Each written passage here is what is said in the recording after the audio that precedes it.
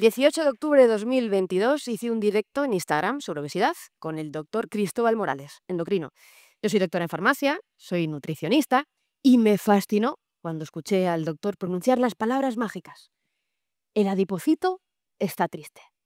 Yo jamás en la vida había escuchado a nadie hablar con tanto cariño de la célula grasa, la célula maldita, así que decidí que tenía que conocer a ese señor que le había puesto sentimientos al adipocito.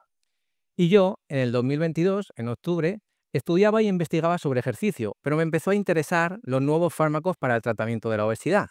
Como también soy doctor en ciencia de la actividad física y el deporte, yo ya empecé a maquinar en mi cabeza cómo se podía combinar los beneficios del ejercicio con estos nuevos fármacos. Spoiler, en 2024, aquí mi compi, Jai Butra, acabó publicando en Nature, que es el ola de la ciencia, un paper, un artículo sobre este sector. La verdad es que quedó guapo en la alianza metabólica. Sí, quedó guapísimo.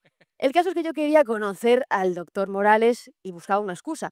Así que encontré en el Congreso de la Sociedad Española de Obesidad la ocasión perfecta. Cogí un tren, me planté en Barcelona y le conocí. Yo todavía no la conocía, pero estaba en ese mismo congreso, en una mesa redonda, y cuando salí yo noté que la tierra temblaba y es que era este terremoto que estaba ahí. Eran las 10:10, la hora mágica. Nos encontramos en un pasillo, el doctor Morales nos presentó, nos hicimos un selfie y nos fuimos a comer. Y nos fuimos a comer y en esa comida Marian no paraba de hablar que quería hacer un podcast sobre microbiota, sobre inflamación, sobre el hambre emocional. Y sobre el músculo y el entrenamiento, que en ese momento lo empezaba a petar. Yo estaba preparando ese podcast y había grabado un piloto con una persona con obesidad y el segundo episodio quería que fuera sobre ejercicio físico y pensé, este chico tan majo es mi candidato perfecto. Así que me citó en Madrid, nos fuimos a preparar la entrevista y yo le empecé a contar esa relación y conexión que había entre el adipocito, el miocito, los beneficios del ejercicio y la cantidad de evidencia científica que había, las eserquinas, las mioquinas, las más de 9000 moléculas. ¿Cómo se emociona el muchacho? A ver, yo es que tengo que reconocer que no mucha gente le interesa tanto el tema de las exerquinas y las mioquinas y yo estaba alucinando, ¿sabes? La realidad es que mientras que Javi hablaba de mioquinas y exerquinas, en mi cabeza aparecieron las superquinas, una polipíldora antiinflamatoria que a lo mejor podía ayudar a ese adipocito que estaba triste. Pero en todas esas, que estábamos con ese éxtasis de las superquinas, pues de repente suena el teléfono y yo veo a Marian, que se levanta y la veo que se va empezando enfadando poco a poco y que cuando viene a mí, pues la veo con el ceño ahí súper fruncido. Así, más o menos fue como ha interpretado la IA que me quedé. Recibí una llamada de la agencia que estaba gestionando el podcast para decirme que el cliente, la plataforma, había escuchado el piloto con la persona con obesidad y tenía una pequeña objeción. El gordo no tiene followers.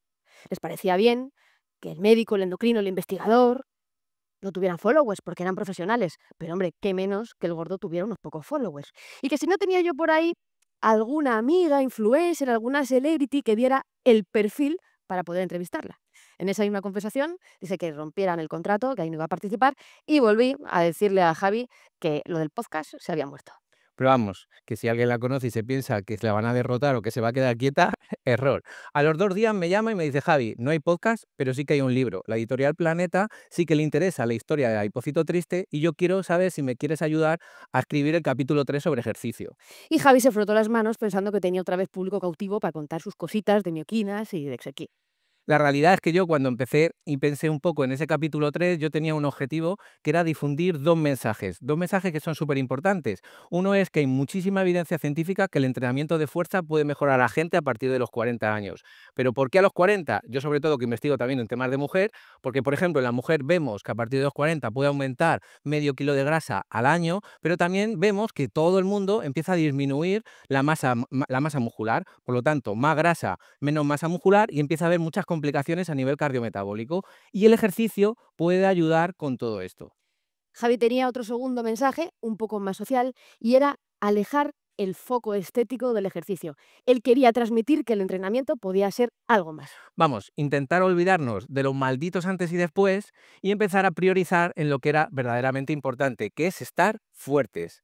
Sí, realmente en ese momento yo lo que pensé es que me parecía muy bien todo ese mensaje que estabas contando. Porque además yo hablaba con todo el mundo y todo el mundo en esa etapa me decía, a mí tengo falta de energía, tengo falta de foco, falta de sueño, falta incluso de autoestima. Y yo decía, pero si yo sé que todo esto con el ejercicio lo podemos mejorar. De hecho, paradójicamente, algo que puede ser agotador como hacer unas sentadillas, lo que te hace es sentir más vital. Es decir, es una ecuación súper sencilla. Empezamos a entrenar fuerza, empezamos a coger cada vez más cargas, empezamos a sentir ese cansancio y a gestionarlo y empieza a aparecer esa energía. Vamos, en otras palabras, cargar peso para soltar cargas. Y a mí la ecuación me tenía convencida desde el minuto cero.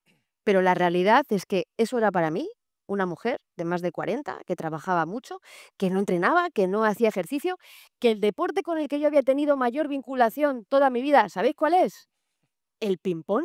Esa es mi ficha de alevín. Yo elegí deporte en el cole, como deporte elegí ping-pong. ¿Por qué? Porque era el que me sentía más cómoda. Y hasta mi profe de educación física dijo que yo no era la mejor dotada motrizmente.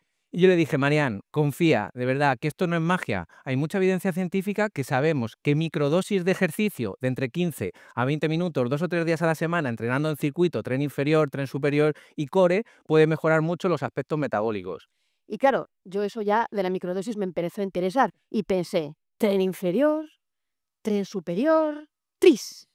Y trabajo de abdomen sexy, tras. En un tris-tras, en esa microdosis de 15-20 minutos, podíamos contarle a la gente que se podía entrenar. Y Javi preparó esos dibujitos y los colocamos en el capítulo 3 del libro. Pero vamos, lo que yo no me podía imaginar es que Marian se iba a tomar a pecho esos 2 mensajes, se iba a coger su mochila de adipocito y se iba a pasar por toda España intentando explicar lo que era el Tristras y por América Latina. Vamos, que el mundo se perdió un gran podcast, pero ganó un bestseller, porque spoiler, el libro de Marian estuvo número 1 de ventas en Amazon durante semanas y ayudó a miles y miles de personas. La realidad es que aquí Javi es el Mesías y yo soy la profeta, porque yo fui la que me dediqué a predicar las bondades del tristras. Cogí esa mochila, la llené de disfraces, la llené de esas bandas elásticas que cuestan muy poquito y empecé a ir por las bibliotecas, por las librerías, por las plazas de los pueblos a predicar ese mensaje del tristras. Pero llegó un momento que pensé que además de predicar y de explicarlo, tenía que predicar con el ejemplo.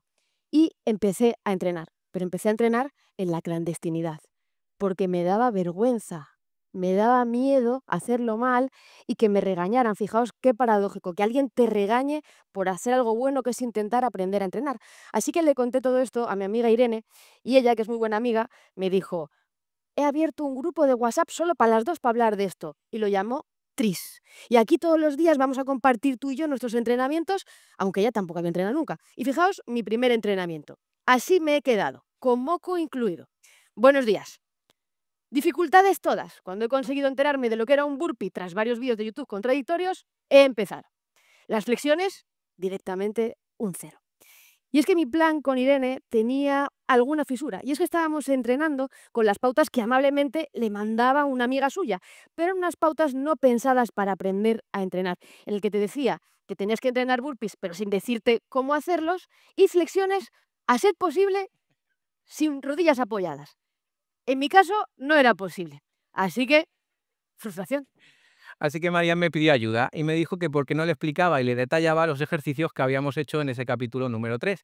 Y aquí la tenéis, en la habitación de un hotel, con su mochila de adipocito, con sus gomas, entrenando en pijama e intentando disfrutar del entrenamiento de fuerza. Claramente se me ve disfrutar. La realidad es que yo lo que quería era trasladar el mensaje de que incluso en un hotel, por la mañana temprano, con unas gomas, se podía entrenar.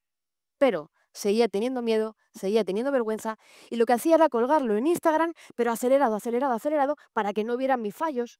Y entonces, claro, la gente me decía, pero Boti, pon eso lento, que queremos ver cómo lo haces y cómo se entrena. Así que le propuse escuchar a su audiencia y también cumplir sus deseos. Le dije que podíamos dar un pasito más, que podíamos incluso ampliar y grabar los vídeos y intentar todo lo que le había explicado yo a ella, desarrollarlo en un programa para aprender a entrenar la fuerza en casa desde cero, con poco material, sencillo en 15 a 20 minutos. Y en abril de 2024, con este pedazo de equipo, con César y con Helen, empezamos a grabar en el salón de casa de Marian. Pero como en toda buena relación, ocurren las crisis. Llegó el día de la grabación, yo me planté allí con todos mis uniformes de unicornio, naranjito, cinturón negro, y fijaos qué cara de póker tenía. A Gutra le llegaron las dudas. A ver, es que claro, yo Imaginaros, yo que vengo de la universidad y de la ciencia y me empiezan a decir el nivel unicornio, el Mazinger Z, el Playmobil, a mí me explotaba la cabeza. Yo tenía muy claro que eso de los burpees no había conectado conmigo, pero que lo del Mazinger Z, pues oye, igual lo podía petar.